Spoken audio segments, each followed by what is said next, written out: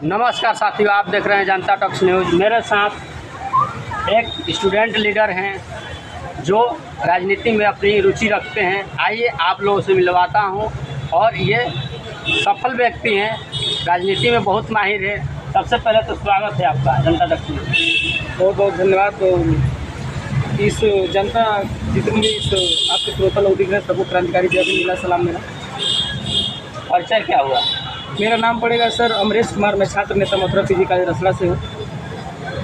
अच्छा, आप ये बताइए, आए दिन लूट, हत्या, बलात्कार खास करके विशेष समुदायों के बीच हो रहा है, जो डिप्रेस्ड क्लास के लोग। आप किस नज़र से देखते हैं? देखिए सर, ये तो बहुत निंदनीय है और इसकी जितनी ही हम निंदा करें बहुत कम पड़ेगा, क्योंकि खास करके टारगेट किया जा रहा है जो भी दलित समुदाय, आदिवासी समुदाय के लोग हैं, उनको ही टारगेट कर रहा है। मैं भी जब से अपना होश संभाला हूँ या राजनीतिक कदम रखा हूँ तब से देखते आ रहा हूँ, जहाँ भी बलात्कार होता है या किसी की मृत्यु होती है, किसी के मर्डर किया जाता है, तो जाहिर से निकल के आता है तो कोशिश समाज या दलित समाज से ही निकल के आता है। और इसका पूरा प्रभाव मैं कहूँगा कि कहीं ना कहीं ये सरकार जो है ना, जो सरकार ये दलितों के खिलाफ है, मैं इस सरकार का खुले मन से विरोध करता हूँ। आप ये बताइए, एक तरफ आरएसएस की सरकार है, वहीं दूसरी तरफ विपक्ष है।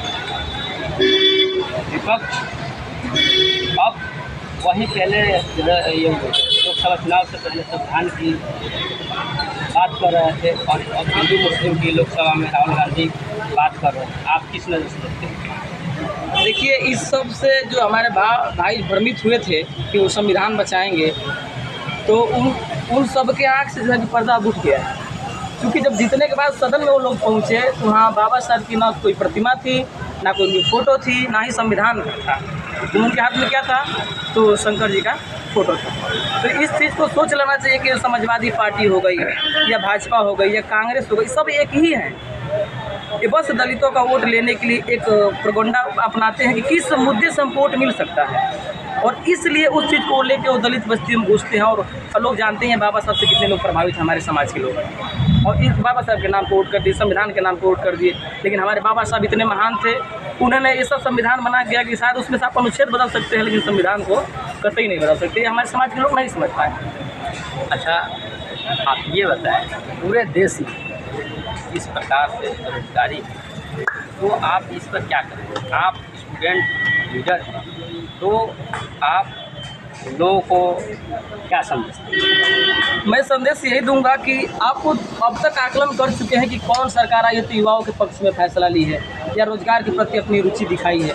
आप उस सरकार को चुनिए। आपने देखा ये जो भाजपा सरकार आज चल रही है, लगभग तीसरी बार हो गया, और इसके नेतृत्व में कितने युवाओं को रोजगार मिला, कितने लोगों को सम्मान मिला, ये आप लोग देख रहे हैं। तो कहीं ना कहीं ये अपनी कमियां हैं कि हम देखते हुए भी उसको अनदेखा करके उसको सपोर्ट कर रहे हैं। तो मैं आप सभी जनता से, आपके माध्यम से जो जनता देख रही है, उससे अपील करना चाहूँगा कि अपने भविष्य के साथ खिलवाड़ न कीजिए। जो अभी ये टीचर को लेकर हो गया है कि फिंगरप्रिंट लगाएंगे, इस मुद्दे की जानकारी है? जी बिल्कुल है। तो आप इस पर क्या कहेंगे? देखिए, ये तो कहीं ना कहीं हमको लग रहा है कि बहुत अच्छा नियम है, क्योंकि मेरे कॉलेज की ऐसी परिस्थितियाँ है कि आते हैं टीचर, कोई 12 बजे आता है, कोई 2 बजे आता है, उसका कोई लिमिट है। जब आएगा तो रजिस्टर अगर साइन कर देगा। ऑफलाइन है, और ऑनलाइन रहेगा तो आप टाइम से आएंगे तो आपका अंगूठा लगेगा, पता चल जाए कितने बजे अंगूठा लगाए हैं आप। ये तो कहीं ना कहीं सही है। मान कर चलिए कोई टीचर है 10 मिनट लेट जाता है, तो क्या उस स्थिति में, फिंगरप्रिंट की स्थिति में, कोई एब्सेंट हो जाएगा? नहीं, अगर ऐसी परिस्थितियाँ उत्पन्न होती है तो आप फ़ोन के माध्यम से अपने प्रधानाचार्य को एक सूचना दे दीजिए कि सर हमें 2-4 मिनट लेट हो सकता है, आधे घंटे लेट हो सकता है, किसी समस्या में फंस गया हूँ। इसको विचार करेंगे, और ऐसा नहीं है कि उचित स्कूल नहीं है।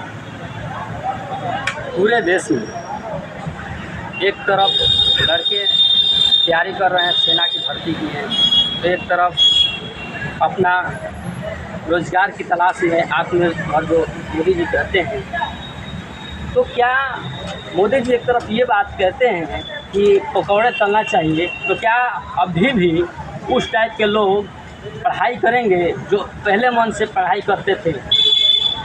देखिए, जो अंधभक्त लोग हैं ना, इसकी बहुत ही बड़ाई करते हैं, प्रशंसा करते हैं कि हमें पकौड़ा चलना चाहिए।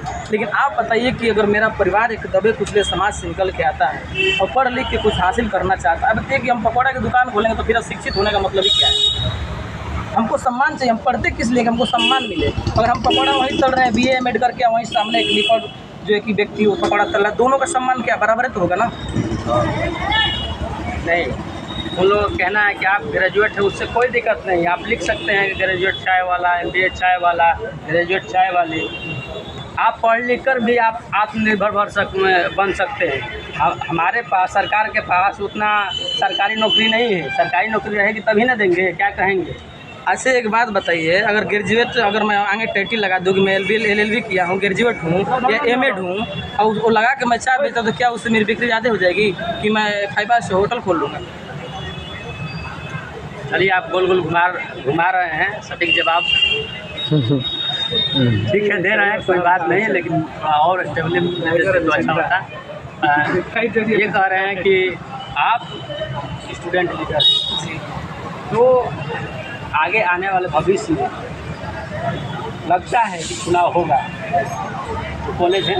देखिए, अभी की स्थिति तो ये बता रही है भैया कि चुनाव नहीं होगा। जो भी कॉलेज के चुनाव है, स्थिति यही बता रही है। मैं 4 साल से लगातार तैयारी कर रहा हूँ कॉलेज, लेकिन अब तक चुनाव नहीं हुआ। तो उम्मीद तो यही है कि चुनाव नहीं होगा जब तक ये सरकार भाजपा की रहेगी। तब आप लोग क्या करेंगे उसके? देखिए, करेंगे क्या, हम लोग तो हमेशा संघर्ष करते रहते हैं और हमारा यहाँ से फाइनल भी हो गया अपने विद्यालय से। तो कहीं ना कहीं अगर समाज में जो भी त्रुटियाँ हो रही है, जहाँ अन्याय हो रहा है, वहाँ पहुँचेंगे। जो हम एक बार अब ले लिए हैं समाज को कि नहीं, हमको समाज के लिए चलना है, उसके लिए आजीवन चलेंगे। उत्तर प्रदेश के हाथरस इतना बड़ा कांड होने के बावजूद अभी तक उन लोगों पे कोई खास कार्रवाई नहीं हो पाई। आप किस रूप में देखते हैं? कार्रवाई कैसे होगी? नहीं होगी। जब वो वही सत्ता में है, हर जगह तो वही बैठे, प्रशासन उनके ही लोग हैं, सत्ता में वही लोग हैं, तो कार्रवाई कैसे होगी? अभी हमारा बाबा साहब की जयंती आती है तो उसमें 10 जगह परमिशन लेना पड़ता है कि वहाँ से परमिशन लीजिए, वहाँ से परमिशन लीजिए, कितने लोग रहेंगे, झगड़ा नहीं होगा, ये नहीं होगा। उसके बाद हमको परमिशन मिलता है 10 दिन दौड़ाने के बाद, तब जाके हम जयंतियाँ मना पाते हैं बाबा साहब, जो कि पूरे भारत का संविधान लिखे। और उनको बताइए कि उतना बड़ा वहाँ जनसंख्या इकट्ठी हुई थी और बिना परमिशन का कार्यक्रम कराया गया। तो जितना उसमें वहाँ के आयोजक का दोष है, उतना ही उस बाबा का दोष है, वहाँ बाबा का। मानकर चलिए कि आए दिन घटनाएं हो रही है, दलितों से उत्पीड़न हो रहा है, तो आप सभी नवयुवकों का इसमें क्या काम करेंगे ताकि वो सब ना हो? हम सबसे पहले तो अपने समाज पे कहूँगा कि आप लोग एक जोड़ कर रहिए, एक संख्या बना कर रहिए, अपने आप को मजबूत करिए, एक दूसरे से जुड़े रहिए, ताकि होने वाला अत्याचार अगर हो तो कहीं हो रहा है तो आप एक साथ उनके साथ लड़िए, कदम से कदम मिला के चलिए और उनको मुँह तोड़ जवाब दीजिए कि आने वाले समय में वो सोचे कि इनको वार नहीं करना चाहिए। चलिए, आप सब देख रहे थे, ये student leader PG college Amresh ji हैं। बाकी आप सब जनता टॉक्स यूट्यूब चैनल पर देख रहे हैं तो जनता टॉक्स यूट्यूब चैनल को लाइक शेयर सब्सक्राइब करें। यदि आप सब फेसबुक पेज पर देख रहे हैं तो फेसबुक पेज को फॉलो और लाइक करें। और हाँ, यदि आप फेसबुक पेज पर देख रहे हैं तो ज़रूर फेसबुक पेज को फॉलो करें, और यूट्यूब पर देख रहे हैं तो यूट्यूब को सब्सक्राइब करें, क्योंकि सोशल मीडिया ही बहुजन मीडिया है और बहुजन मीडिया ही आप लोगों की आवाज़ों को मजबूती से दिखाएंगे।